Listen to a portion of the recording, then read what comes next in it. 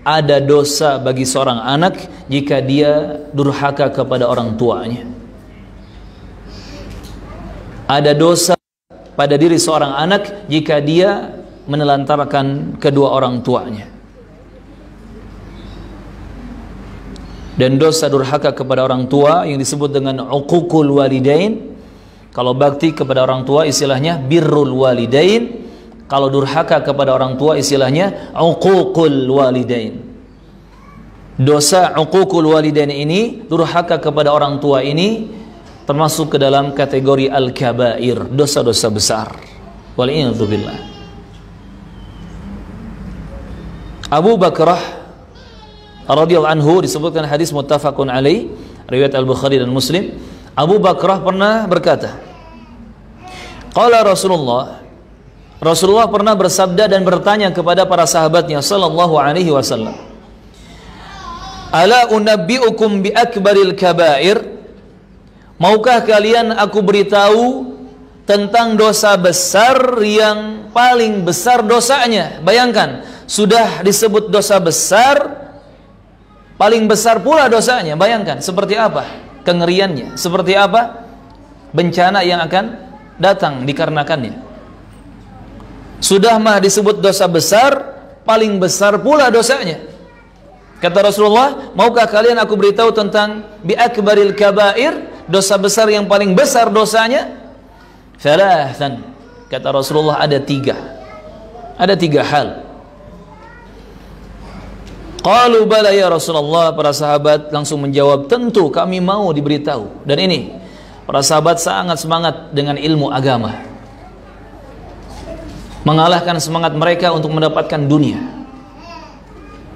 Para sahabat itu kalau ditawarkan mau emas 100 kilo atau mau hadis 10 hadis, mereka pasti akan mengejar 10 hadis dan melupakan 100 kilo emas.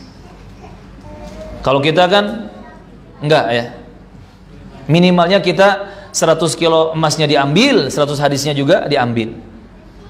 Walaupun kebanyakannya 10 hadisnya dilupakan, 100 kilo emasnya yang dikejar-kejar. Na'udzubillah. Tetapi para sahabat sangat semangat dengan ilmu agama. Bahkan untuk satu hadis pun para sahabat rela untuk mengorbankan biaya yang besar, yang mungkin kalau dirupiahkan sekarang mendapatkan atau mengejar satu hadis, banyak sahabat yang mereka mengorbankan puluhan juta atau mungkin ratusan juta rupiah demi satu hadis Nabi yang sahih. Allahu Akbar. Dan ini harus kita tumbuh kembangkan dalam hati kita dan diri kita, dalam hati dan diri keluarga kita. Kecintaan yang begitu besar terhadap ilmu agama, bukan terhadap dunia. Ini harus kita tumbuh kembangkan. Makanya ketika para sahabat ditawari ilmu, langsung pasti jawabannya bala, bala ya Rasulullah, bala. Tentu kami mau, sangat mau. Kemudian Nabi mengingatkan atau menjelaskan. Qal al-isyraku billah. Dosa besar yang paling besar dosanya pertama adalah syirik.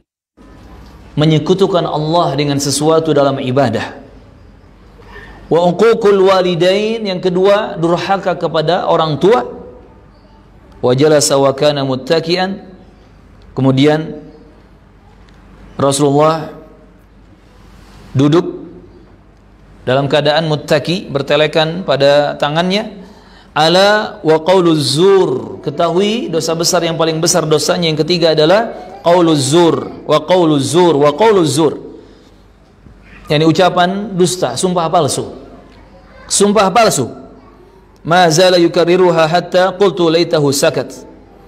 Kata Abu Bakrah, Nabi terus mengucapkan yang ketiga, sumpah palsu. Sumpah palsu itu dosa besar yang paling besar dosanya. Terus diulang-ulang, sumpah palsu, sumpah palsu, qauluz zur, sampai kata Abu Bakrah, andai Rasulullah berhenti.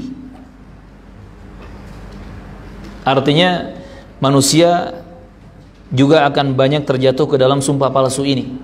Makanya Nabi mengulang-ulang, sumpah palsu itu dosa besar yang paling besar dosanya, di bawah syirik dan di bawah durhaka kepada orang tua.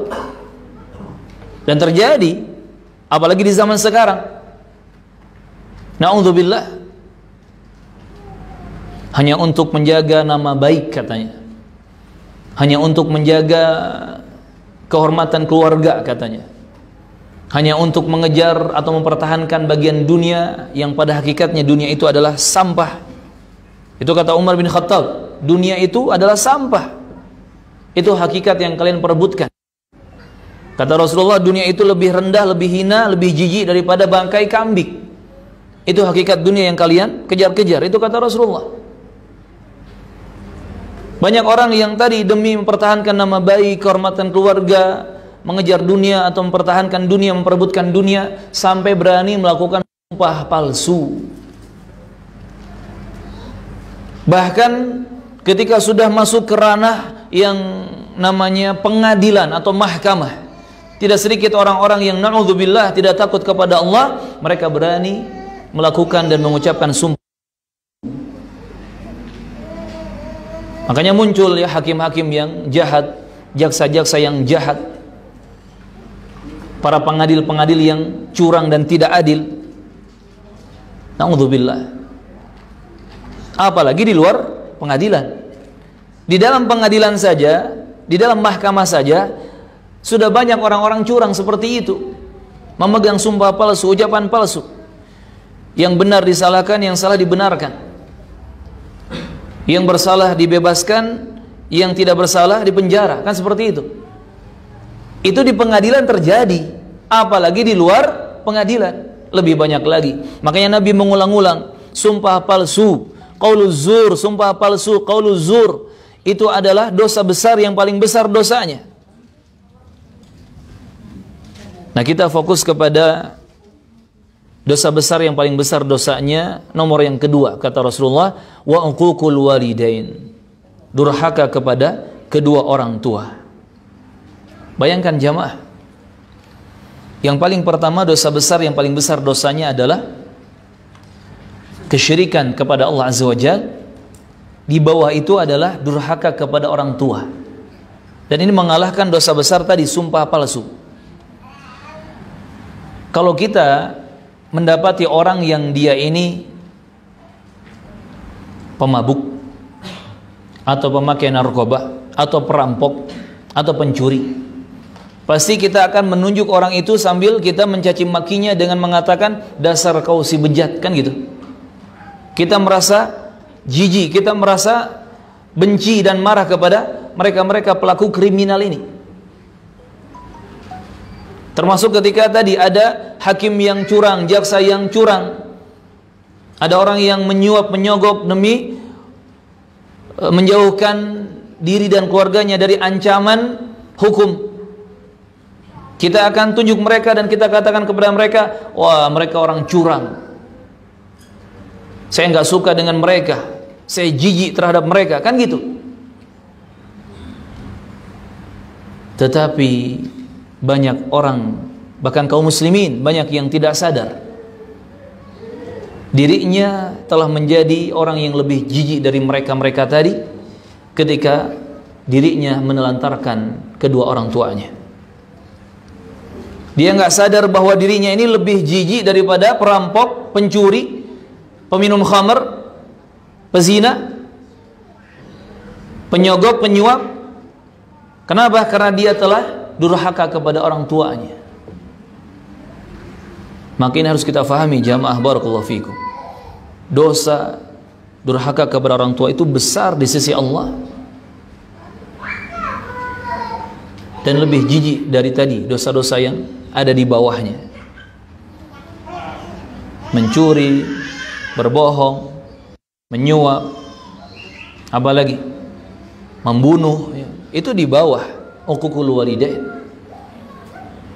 Tetapi banyak orang yang tidak merasa dirinya ada dalam kubangan yang menjijikan karena dia telah melantarkan orang tuanya. Na'udzubillah. Bahkan ada orang yang bangga, setelah dia melakukan kedurhakaan kepada orang tuanya. Na'udzubillah. Ada orang yang bangga karena dia berhasil atau telah mampu menghardik orang tuanya, memukul orang tuanya, menelantarkan orang tuanya, atau menjual orang tuanya ke panti jompo. Na'udzubillah. Tak terbayang seperti apa nanti azab dari Allah tabaraka wa taala untuk anak-anak yang durhaka seperti itu. Disebutkan oleh Abu Dawud, juga At-Tirmidzi dan juga Ibnu Majah, Abu Bakrah berkata radhiyallahu anhu, Rasulullah bersabda sallallahu alaihi wasallam, "Ma min dhanbin ajdaru an yu'ajjila li sahibihi al-uqubata ma'a ma yaddakhiru lahu min al-baghi wa qati'atir rahim." Kata Rasulullah, tidak ada dosa yang lebih pantas untuk disegerakan, untuk dipercepat balasan azabnya bagi para pelakunya di dunia ini, termasuk untuk dosa yang disimpan di akhirat nanti, daripada perbuatan al-baghi wa qati'atir rahim, perbuatan melampaui kezaliman dan memutus silaturahmi. Dan termasuk memutus silaturahmi adalah kedurhakaan seorang anak kepada orang tuanya. Artinya orang-orang yang berbuat zalim kepada siapapun dia berbuat zalim, dan juga anak-anak yang durhaka kepada orang tuanya, atau orang-orang yang memutus tali rahim kekerabatan dengan keluarganya, maka kata Rasulullah, mereka ini sangat pantas untuk disegerakan azabnya oleh Allah Azza wa Jalla sebelum azab di akhirat. Na'udzubillah.